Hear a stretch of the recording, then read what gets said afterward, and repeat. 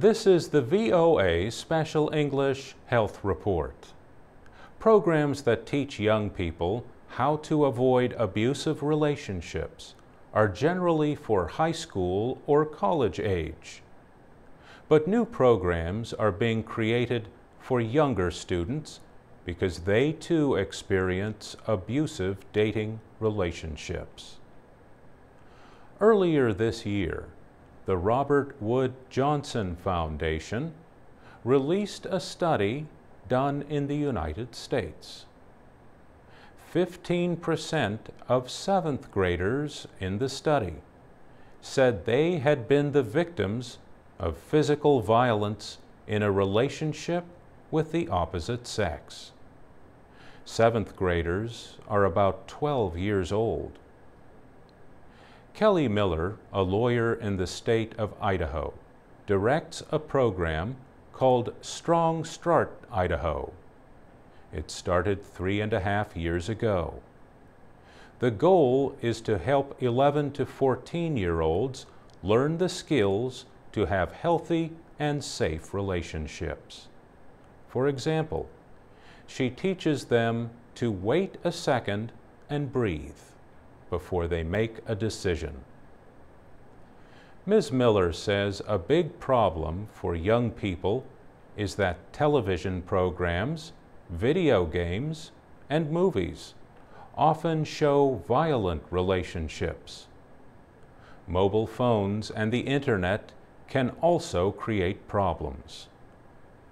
Kelly Miller says young people need adults to teach them what it means to have a healthy relationship. Several American cities have received money from the CDC, the Federal Centers for Disease Control and Prevention, for programs to prevent abusive relationships. A private organization called Men Can Stop Rape has groups for boys between the age of 12 and 14. These Men of Strength groups teach boys that being a strong man is not always about physical strength.